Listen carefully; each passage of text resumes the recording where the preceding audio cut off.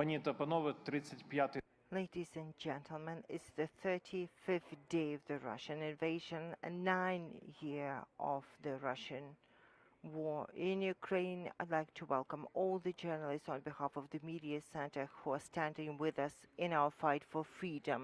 Our next guest is Oleksandr Bornyakov, Deputy Minister for Digital Transformation in Ukraine. Mr. Oleksandr, can I start the briefing by asking you about the efforts of the Ministry of the Government and your private allies and partners in order to exert greater pressure on the Russian Federation? We hear that a lot of IT companies and companies representing the novel economy are backing out of Russia, blocking their services. What are the news on the information warfare front? Indeed, greetings. We are spearheading our efforts to ensure that the Russian economy is hit hard to pay for the aggression because they use the money to buy weaponry and ordnance and then use it against us. So I'm certain that this information front is also a major contribution to our victory. As far as I know, hundreds of companies have left Russia. We are focusing our efforts on the IT sector, specifically on the technological companies, first and foremost. And as far as I know, we started the effort, but many others from other sectors have followed suit. Could you give us some examples? Definitely.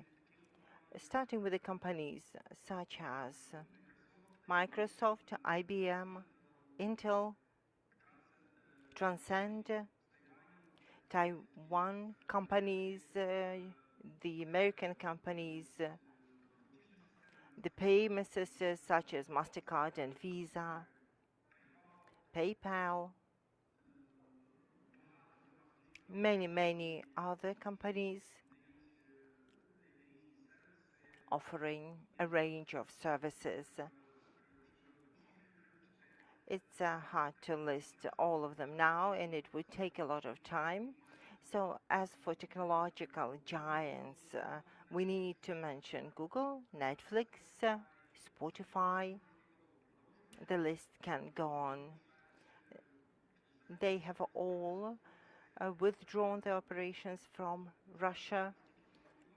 They have shut down their representative offices in Russia.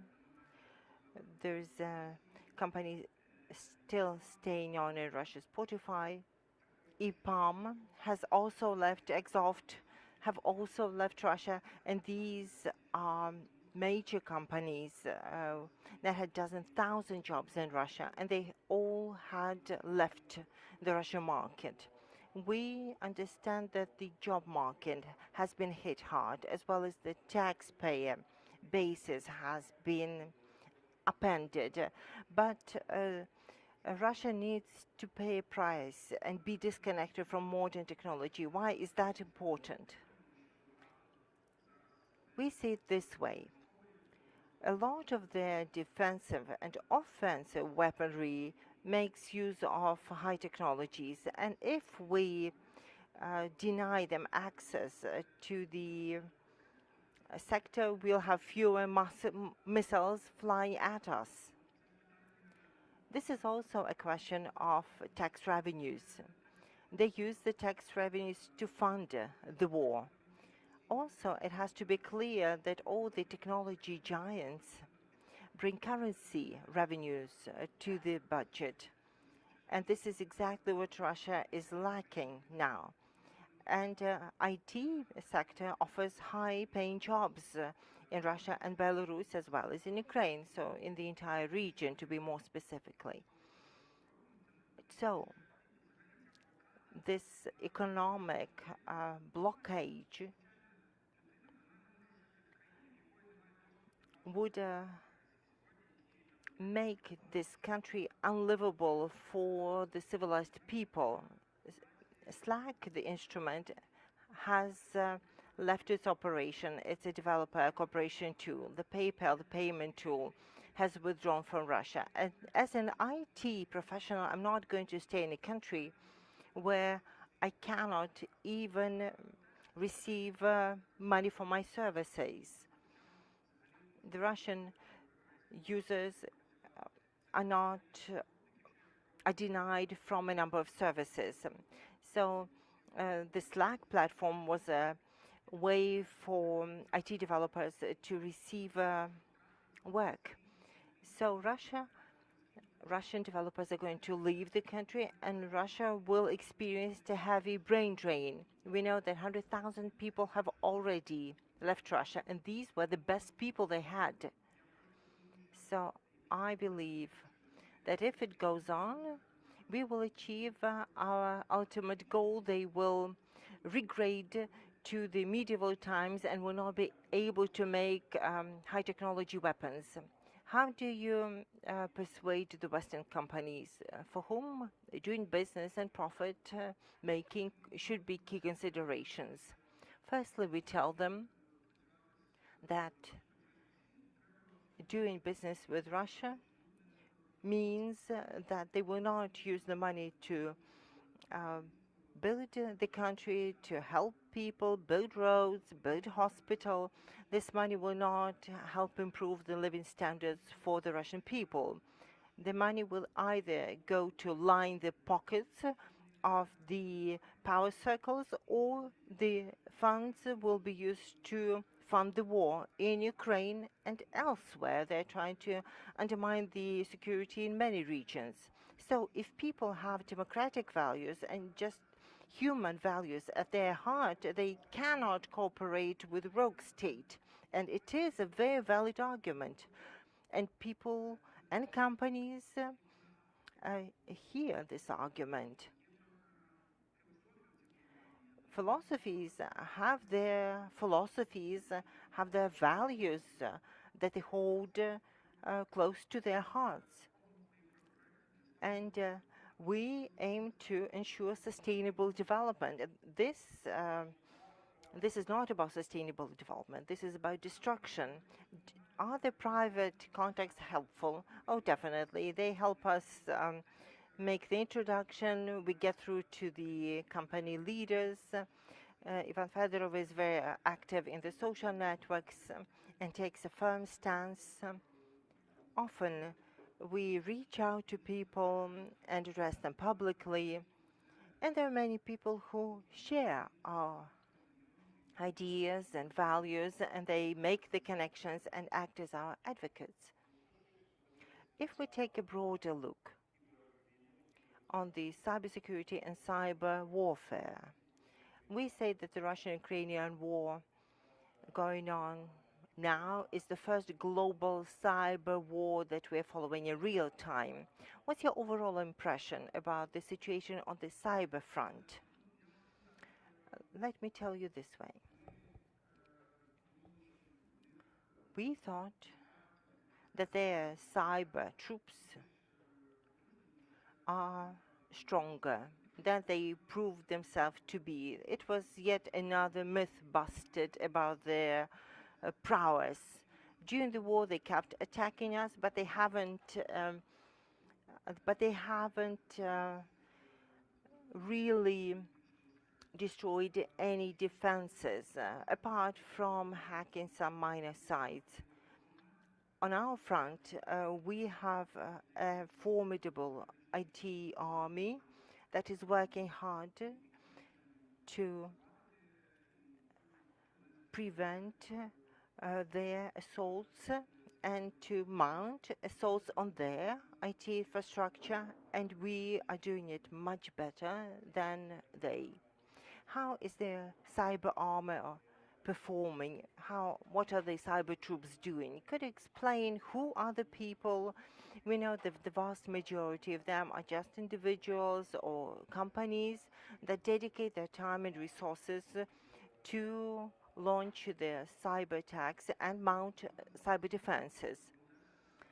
This is indeed a volunteer effort. It's the Ukrainian nationals and perhaps more. Technically, we don't know. These are Telegram channels, and people subscribe, they receive the task, and they perform them. And we don't have a personal connection with any of them. We know they do it because they feel they need to do their part. They want to stop Russia. We want stop Russia from attacking their homes. They don't want the Russian world, and they're doing all they can to prevent it from happening. They do what they know best. They may not be good with firearms, but they have great skills, and they're using them to serve their country. Yesterday, we heard a publication published that 89% of the Ukrainian IT professionals keep delivering on their obligations, keep performing the tasks. So this industry isn't just performing at full capacity, but also they are making their contribution to our victory. Indeed, many have stayed in the country. Conscription is an issue. We have a martial's law, and some people are enlisted in the armed forces. We feel that this is legitimate. We are in the times of war, but these people can do so much more working on a different front.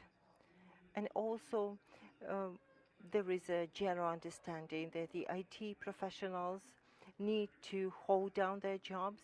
The IT industry is an industry working for international clients, and our economy depends on the currency revenues from other countries, and this is a major contribution of the IT industry. We are continuously in touch. We help the companies in many ways. We help with relocation.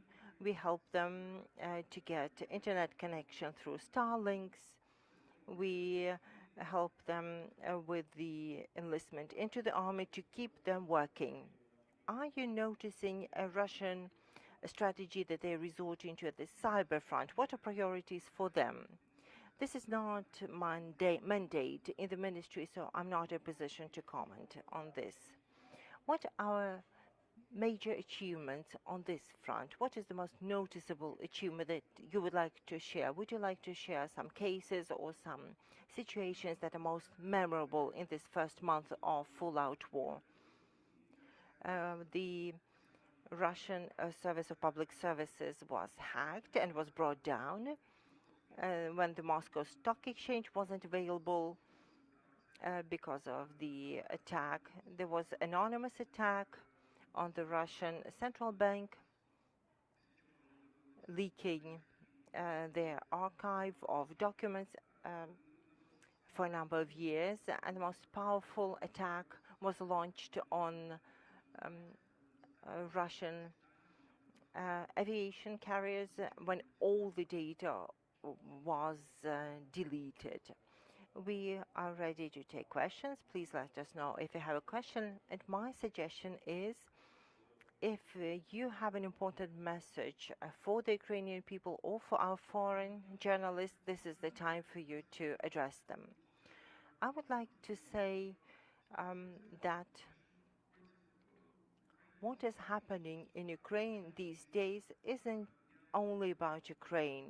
This is my message to the foreign journalists. I see a lot of parallels with the beginning of the World War II, with a lot of slogans that were similar and a lot of similar messages.